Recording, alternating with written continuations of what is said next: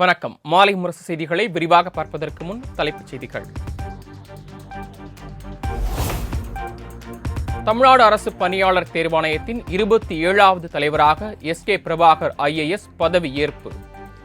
2028ஆம் ஆண்டு வரை பதவி வகிப்பார் என தகவல்.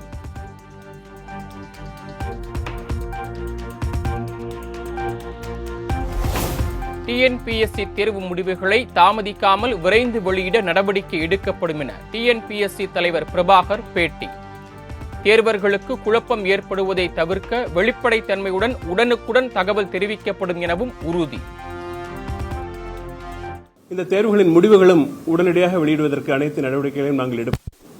மேலும் மாணவர்கள் இந்த தேர்வுகளுடன் பல்வேறு பிற போட்டித் தேர்வுகளையும் எழுதுகிறார்கள்.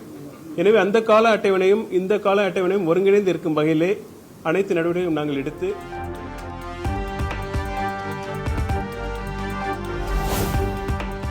சென்னையில் 15 மண்டலங்களில் உள்ள 245 மாநகராட்சி பள்ளிகளில் CCTV கேமராக்கள் பொருத்த 6,50,00,000 ரூபாய் ஒதுக்கீடு. CCTV கேமராக்கள் அமைக்கும் பணிகளுக்காக டெண்டர் கோரியது சென்னை மாநகராட்சி.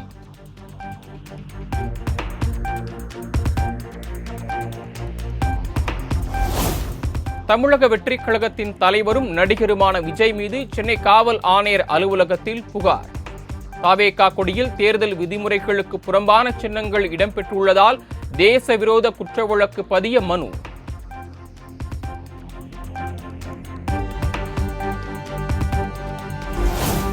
தொடர் விடுமுறையை முன்னிட்டு தமிழ்நாடு முழுவதும் இன்று முதல் வரும் 26ஆம் தேதி வரை 985 சிறப்பு பேருந்துகள் இயக்கம்.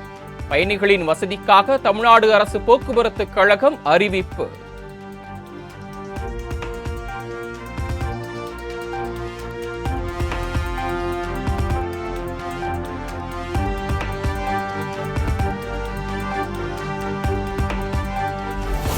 உலக புகழ்பெற்ற வேளாங்கண்ணி ஆலய கொடியேற்றத்தை முன்னிட்டு வரும் 29ஆம் தேதி உள்ளூர் விடுமுறை. நாகை மற்றும் கீழ்வேளூர் வட்டங்களுக்கு விடுமுறை அளிக்கப்படுவதாக ஆட்சியர் ஆகாஷ் அறிவிப்பு.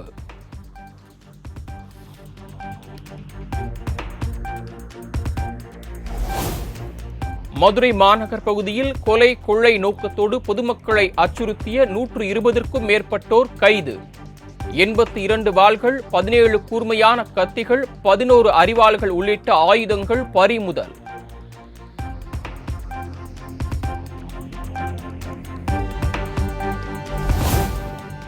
திருப்பூரில் பாலியல் தொழில் செய்யும் பெண்ணின் கணவரை கடத்தி 1 லட்சம் ரூபாய் கேட்டு மிரட்டல்.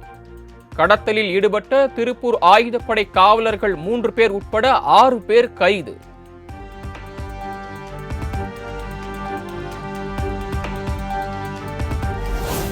ஈரோடு மாவட்டம் சத்தியமங்கலம் அருகே காய்கறிகளை தரையில் கொட்டி வியாபாரிகள் போராட்டம். புதிதாக கட்டப்பட்டுள்ள தினசரி சந்தையில் உள்ளூர் வியாபாரிகளுக்கு கடைகள் ஒதுக்கப்படவில்லை என புகார்.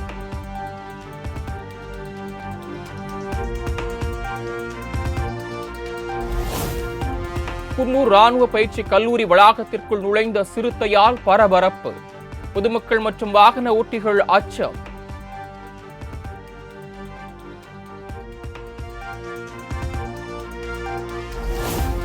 தேனி மாவட்டம் அரண்மனை புதூரில் கர்ப்பிணி மனைவி மற்றும் 5 வயது மகளை கழுத்தறுத்து கொலை செய்துவிட்டு கணவரும் தற்கொலை. பழனிசெட்டிப்பட்டி காவல்துறையினர் வழக்கு பதிந்து விசாரணை.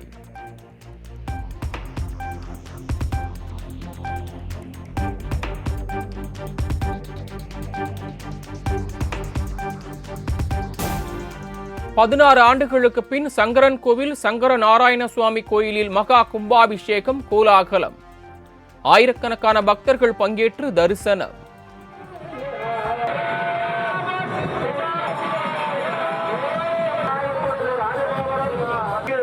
அழகான ஏற்பாடுகளை செய்திருக்கின்றார்கள். அருமையான புண்ணியத்திற்கும் அவர்கள் அருவணக்கண்டு கண்டு எல்லோரும் பார்க்கின்ற இந்த திருப்பணியில் அன்பெனும் கடத்துள் அடம் நடை.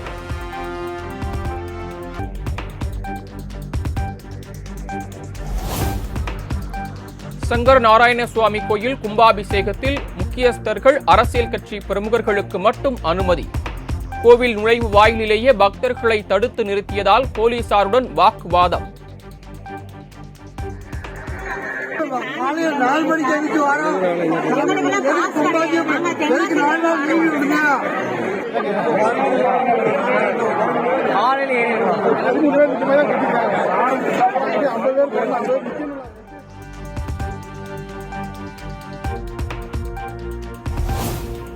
கன்னியாகுமரி கோதையாற்றில் தண்ணீர் பெருக்கெடுத்து ஓடுவதால் திருப்பரப்பு அருவியில் குளிக்க தடை.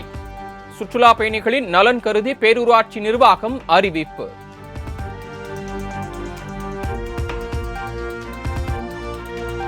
ஒகேனக்கல் ஆற்றுக்கு நீர்வரத்து குறைந்ததை அடுத்து அருவியில் குளிக்க அனுமதி. ஒகேனக்கலில் நீர்வரத்து 8000 கன அடியாக குறைந்தது.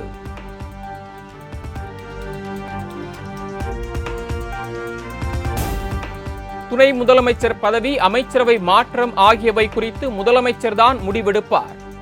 நடிகர் விஜயின் கட்சி கொடி பறக்கும் போது பார்ப்பேன் எனவும் அமைச்சர் துரைமுருகன் பேட்டி. நடிகர் விஜய் இன்னைக்கு கட்சி கொடி அறிமுகப்படுத்திருக்காரு. அதை எப்படி பாக்குறீங்க சார்? திமுக பொதுச் செயலாளர் பறக்கும்போது பார்ப்பேன்.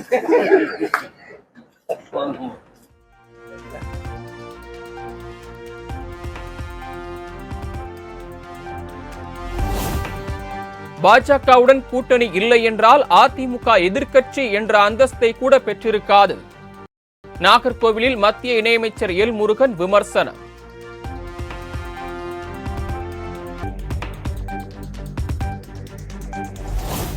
சமூக நீதி மீது நம்பிக்கை இல்லாத மோடி அரசு சாதிவாரி கணக்கெடுப்பை நடத்தவில்லை. பாஜக ஆட்சி எந்த நேரத்திலும் கவிழும் எனவும் தமிழ்நாடு காங்கிரஸ் கமிட்டி தலைவர் செல்வ பெருந்தகை பேட்டி.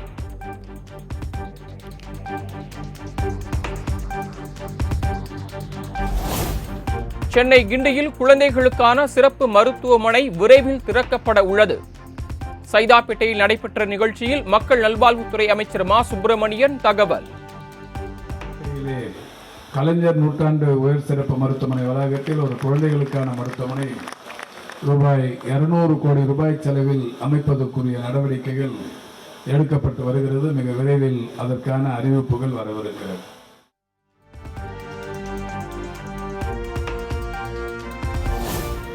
விநாயகர் சிலைகளை நீர்நிலைகளில் கரைப்பதற்கான வழிமுறைகளை வெளியிட்டது மாசு கட்டுப்பாட்டு வாரியம். சுற்றுச்சூழலை பாதிக்காத மூலப்பொருட்களால் செய்யப்பட்ட விநாயகர் சிலைகளை மட்டுமே கரைக்க அனுமதி.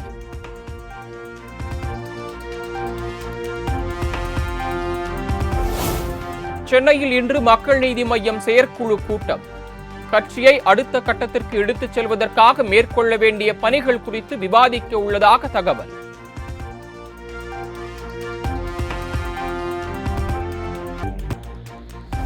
அடுத்த 4 நாட்களுக்கு தமிழ்நாடு மற்றும் புதுச்சேரியில் இடி மின்னலுடன் கூடிய மிதமான மழைக்கு வாய்ப்பு. சென்னை வானிலை ஆய்வு மையம் கணிப்பு.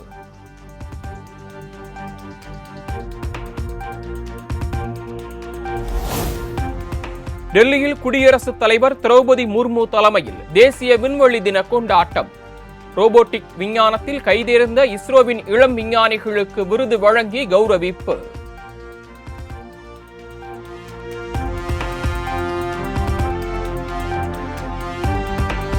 போலந்து பயணத்தை முடித்துக் கொண்டு உக்ரைன் தலைநகர் கீவ் சென்றடைந்தார் பிரதமர் மோடி.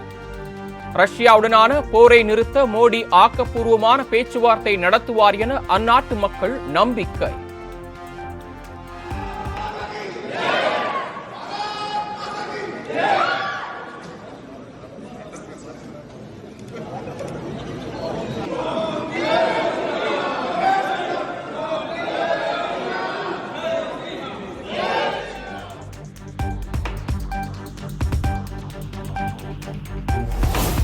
விண்வெளித்துறையில் நாட்டின் சாதனைகளை மிகுந்த பெருமையுடன் நினைவு கூர்ந்து விஞ்ஞானிகளை போற்றும் நாள்.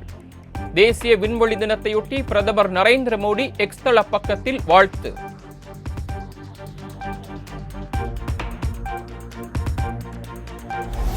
சந்திரயான் 3 திட்டம் வெற்றியடைந்து ஓராண்டு நிறைவு.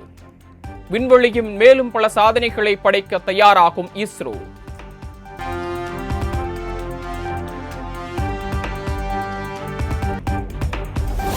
ஹைதராபாத்தில் சாலையில் பணத்தை வீசி எறிந்த பிரபல யூடியூபரால் பரபரப்பு. பணத்தை மக்கள் அள்ளிச் சென்ற வீடியோவை பதிவிட்டு வெளியிட்டவருக்கு வலுக்கும் எதிர்ப்பு. லாசன் டைமண்ட் லீக் தடகளத்தில் ஈட்டி எறிதலில் வெள்ளிப் பதக்கம் வென்றார் நீரஜ் சோப்ரா. நூலிழையில் தங்கத்தை தவறவிட்டதால் ரசிகர்கள் ஏமாற்றம்.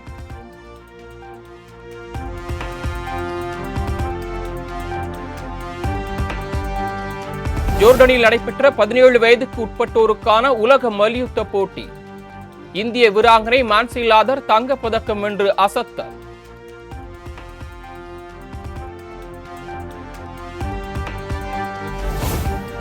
சென்னையில் ஆபரண தங்கத்தின் விலை சவரனுக்கு 160 ரூபாய் குறைந்து 53,280 ரூபாய்க்கு விற்பனை. 1 கிராம் தங்கம் 6,660க்கு விற்கப்படுகிறது.